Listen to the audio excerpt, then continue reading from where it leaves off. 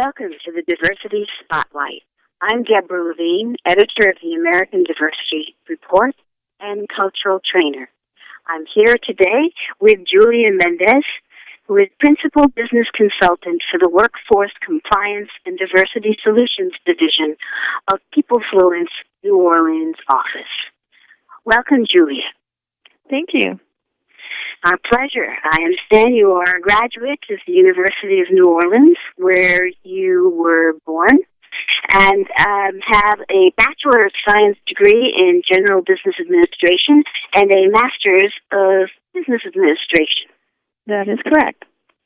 And you seem to have a number of other credentials next to your name: Professional in Human Resources, Certified Employment Law Specialist, Certified Affirmative Action Professional, and it goes on from there. That's also correct.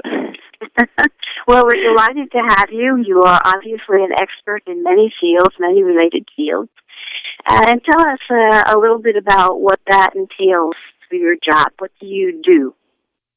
Well, for the last 16 years, my job has been primarily to consult with government contractors who are required to have affirmative action programs in place in order to maintain those federal contracts with the government. And so my specialty is affirmative action and equal opportunity laws, and I conduct training and speaking engagements throughout the United States to help employers be aware of what those laws entail, and then to give them best practices and also to let them know what negative things can happen if they fail to comply with what those laws state. I also do incorporate diversity within those trainings many times to explain to them the importance of having diversity initiatives as well as an inclusive workplace in order to not only help retain talented people in the workplace, but also to assist in the decrease of discrimination claims in the workplace. And in your opinion, how is it going in corporations today? Are they complying? Are they finding it helpful to comply? Well, in the affirmative action area and equal opportunity area, I'm actually surprised to see an increase in claims in those areas, actually. I'm surprised about that, and I don't know if part of that is because we have a workforce that is more educated on what their rights are, and therefore they are filing complaints when they feel like they have been discriminated against. I know many times I've seen people discuss that there is somewhat a relationship between the economy. The economy is not doing so well. People are more prone to complain about unfair treatment because they want to secure their job, and they feel that if they do complain about something that indeed is going on, then more than likely the retaliation won't take place and they have some type of job security. So I am seeing, a lot of issues there. In fact, from 2009 fiscal year to 2010 fiscal year, I was just looking at some figures with the Equal Employment Opportunity Commission, and there was an increase of over 7,000 claims of discrimination in all sorts of areas, particularly in the area of disabilities. I'm seeing an increase in the amount of claims in that area. And is this across all industries?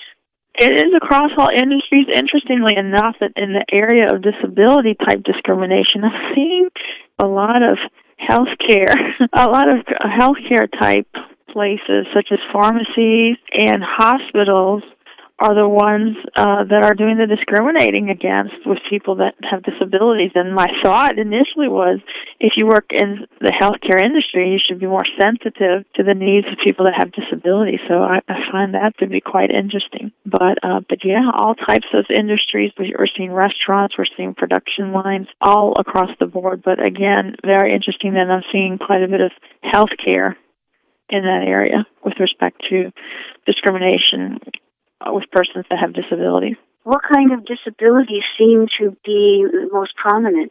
Well, we still have the discrimination that we've seen for many, many years, the ones that are more obvious, someone who has an impairment that's visible to the eye. But what we're seeing creeping up are things that aren't so visible and noticeable. And so when employers find out, for example, that an employee has some type of mental disability, whether it be bipolar or some type of learning disability, such as ADHD, that we're seeing claims in those areas as well. Even things that are controlled by medication, such as diabetes, we're seeing a case, in fact, I was reading a case, Walgreens case that was interesting, where an employee needed to take a snack in order to avoid going into shock because of her diabetes, and she purchased a snack that cost less than $2 from the store, proceeded to eat that snack, and even though she had worked for the company many years, was dismissed for doing so, even though that she did that in order to prevent going into shock. So interesting cases that we're seeing that really, if the employer were just understanding of the situation and had a heart, it shouldn't be a case at all. It should be pretty clear that it's an accommodation that an employee is requesting that costs the company nothing, and it would not produce an undue hardship to the company either. This is a trend that you see as being fairly recent? I've seen in the last couple of years these types of increases in discrimination claims, and I thought maybe part of that might also be due to the fact that the Americans with Disabilities Act that has been amended to include more things than were in the past, even though the intent was to include these areas, such as someone who is diabetic or someone who is in remission for cancer. So all these folks are covered under the law. In the past, it was difficult for them to win successfully a claim of discrimination. Today, that's changing because of the amendment to the law. Do you have a theory as to why agencies or corporations are clamping down at a time when the economy is difficult? Small things like eating a snack at Walgreens? Well, that one's just bizarre. And again, I don't know. I think it's probably various things. I think it's employees are more aware where their rights are. The government agencies, the Equal Employment Opportunity Agency, as well as the Office of Federal Contract Compliance Programs, both of them have had a tremendously increased budget a couple of years ago in their fiscal period, which allowed them to hire hundreds of employees on board to assist them to ensure that they get a handle of discrimination going on throughout the United States. And that's an initiative that the President Obama has passed down, that we do look to make sure that employees are treated fairly in the workplace. So I think part of that might be from that, and with that, a lot of education has gone across the United States to employees and employers alike. I can't explain why an employer would not do such a simple accommodation, but I know it's not something new that's going on. It's just that we're being made more aware of these things that are going on.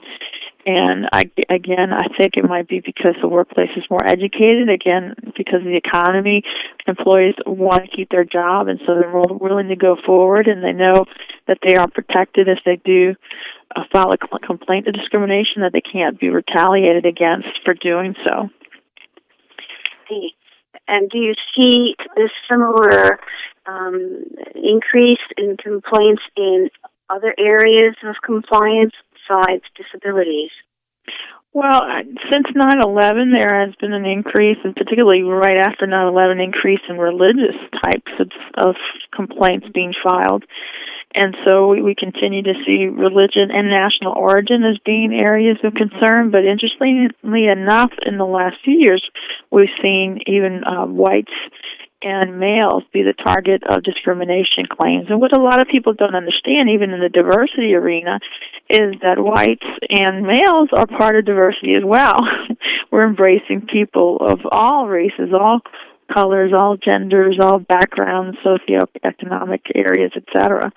And so we are seeing some situations where males are the target of being discriminated against, as well as white, particularly in areas that have a large concentration of a particular minority population.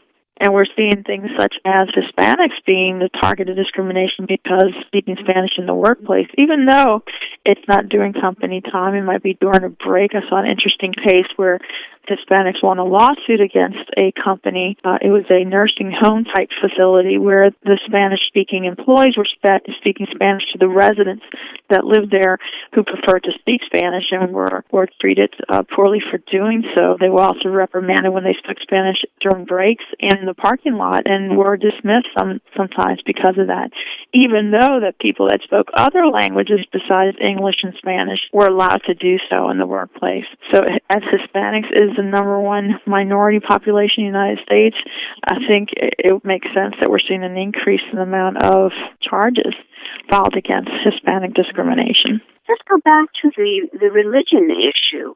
Tell me a little bit about what you're seeing there. Well, interestingly enough, a couple of years ago, there was a case, University of Phoenix, actually, up north, where instead of being discriminated against because you belong to a religion, non-Mormons were being discriminated against because they were not part of the Mormon religion.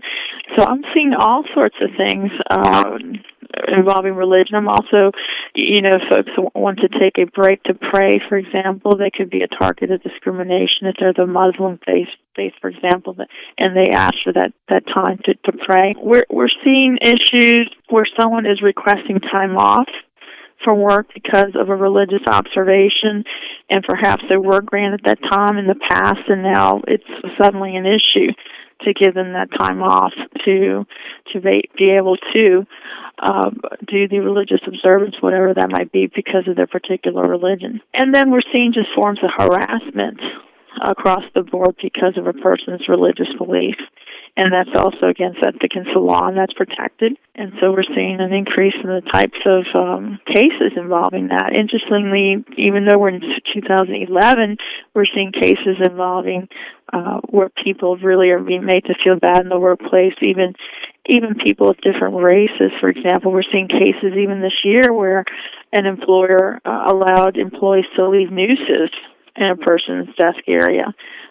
Definitely a form of harassment and intimidation, and even in bathroom stalls to have negative comments, slurs written all on the walls. That, of course, is a form of harassment as well. So we're still seeing those types of forms of things going on in the workplace today.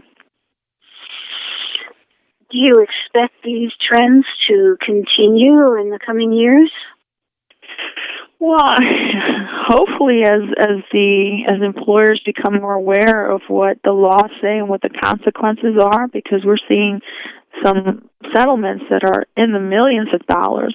And so hopefully I do see where companies even come to us and say, we need some training in this area. If our management needs to be trained, because typically when we're seeing the discrimination, it's coming from management. I think the average person would think it's coming from someone who's not educated in the area of employment law, and therefore would be, for example, blue-collar workers, but we're not seeing that that's the case most of the time. It's upper management that's doing the discriminating and the harassment.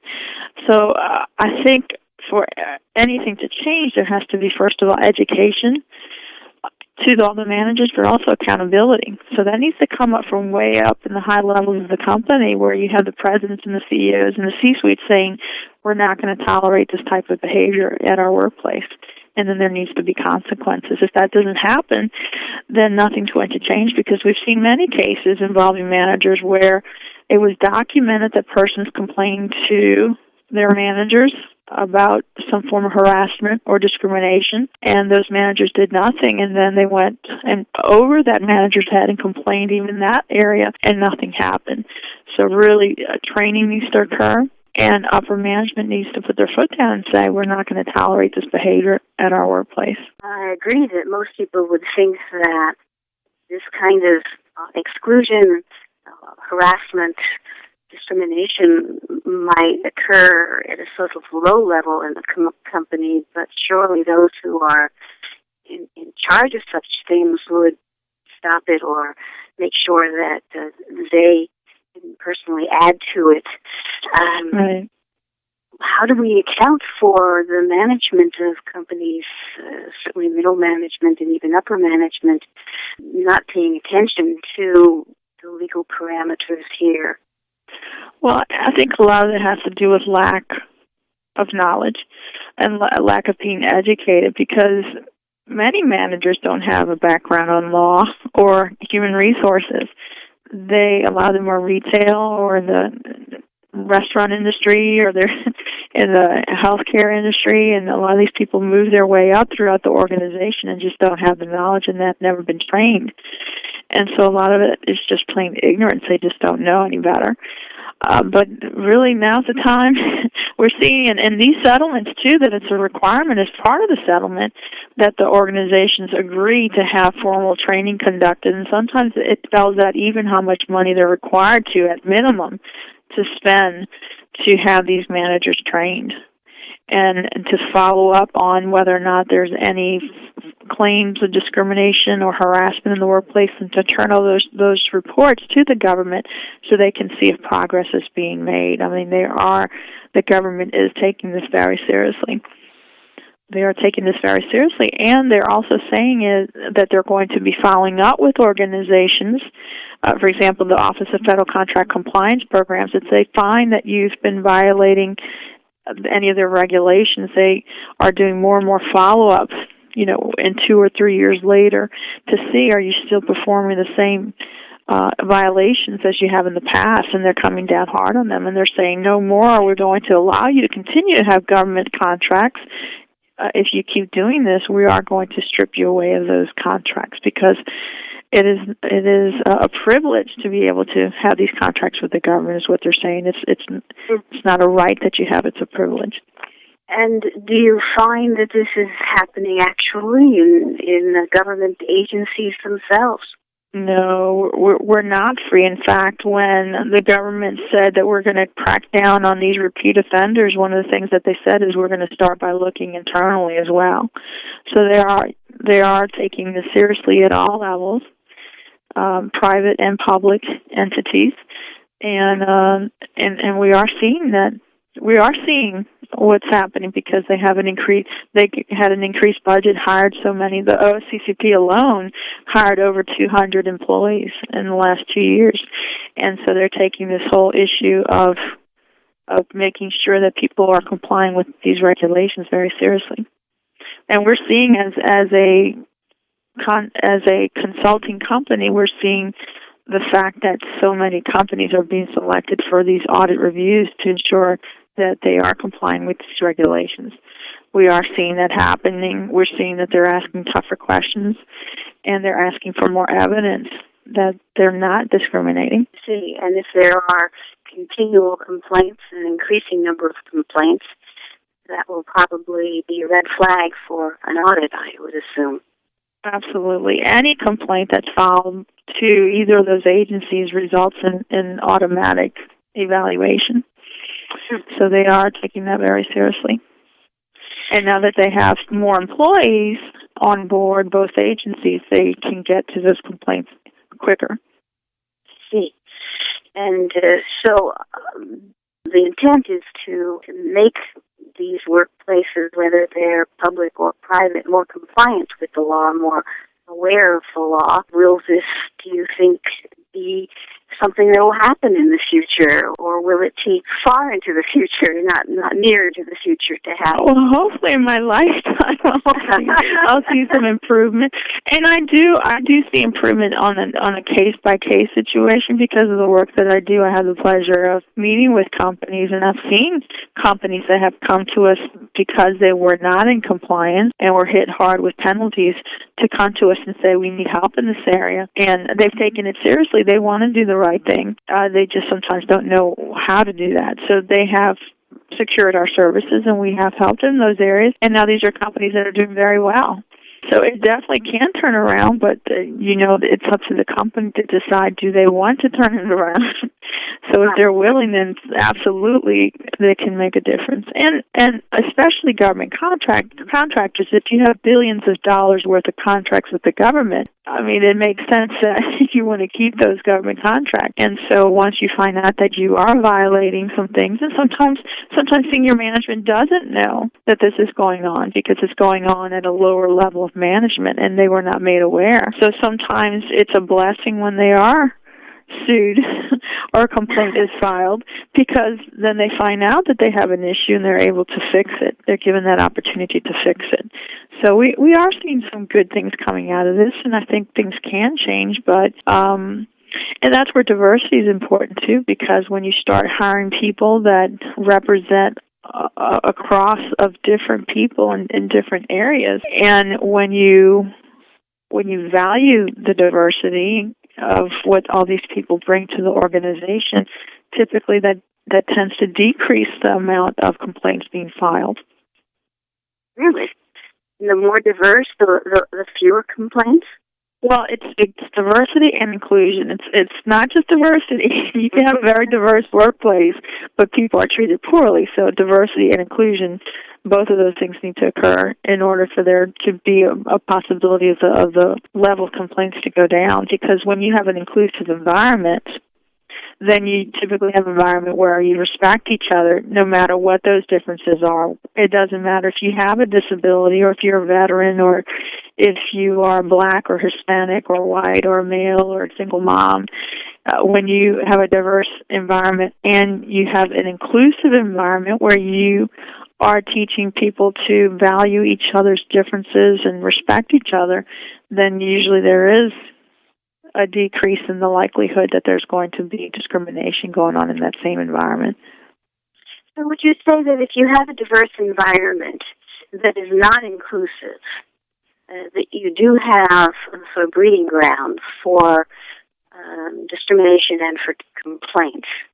Oh, absolutely. If it's a respectful one, that's a different story. Do you have to turn around? Is that part of your job, to turn around a diverse environment that is not respectful into one that is? Well, we do work with a partner, and if a client wants us to go in and do that, we can certainly do that and go in and train, because a lot of times discrimination occurs in the workplace because of ignorance of just not understanding or have never sitting down long enough with someone who's different than you to understand those differences and how you can appreciate those differences. So if you're never exposed to someone, for example, who might be a homosexual, you have these biases of what that means, and you're forced to go into a training session where there's an open environment to discuss what the stereotypes are and to actually get to know people that are different than you. Then it makes a big difference in how your attitude is moving forward if you're open to receiving that education. I've seen it happen a lot of times discrimination is because that's what you were taught growing up, and you don't know any better, and you've never had the opportunity to talk to someone differently than you in a respectful environment. To learn to appreciate the differences and to openly discuss why you feel that way, to get it out, and to get people to give you feedback on why that might be hurtful to not only to the workplace but to your own personal life. It seems that we live in a country today that where respect is giving way more to anger and hostility every day. We have a contentious internet existence and a very confrontational manner in many ways.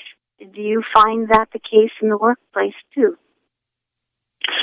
I do find that sometimes, but again, this is where upper management really has to set the tone.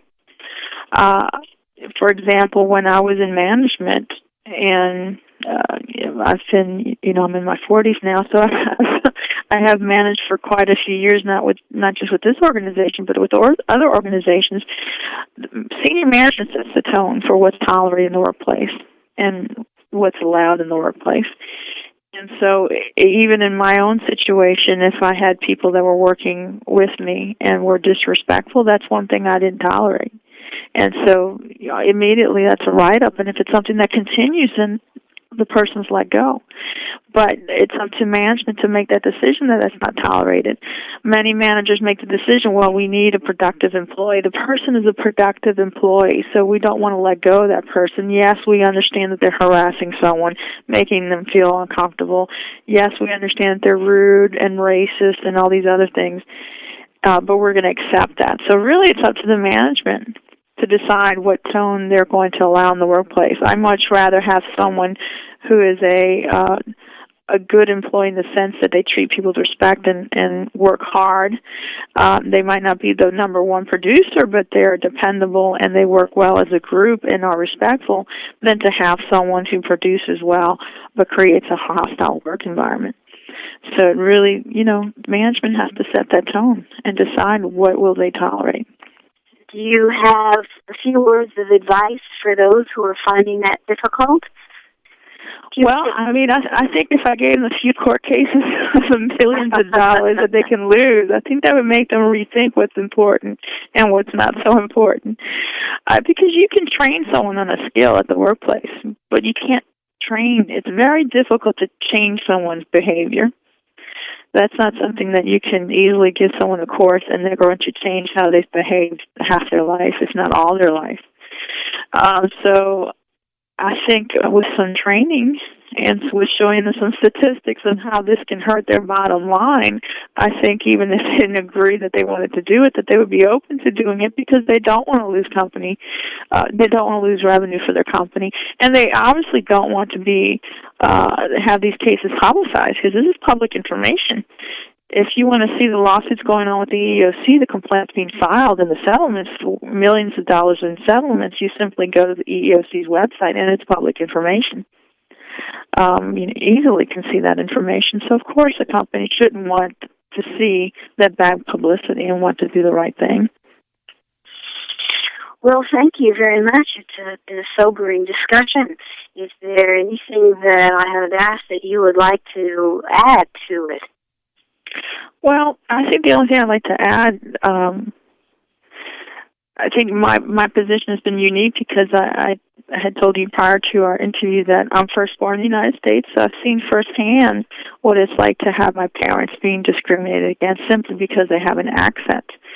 It doesn't, some people don't even give them the chance to show how smart they are, how entertaining they are, and how all the skills and wonderful things that they can bring to the workplace simply because they have an accent.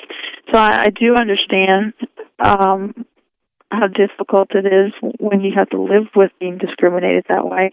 And it's a shame because by doing so, you really are keeping wonderful talents from coming to your workplace. And, if people would just kind of be open-minded and willing to learn and to take in advice and go through some training and do the right thing, it would really be beneficial not just to the organization, but to the nation as well.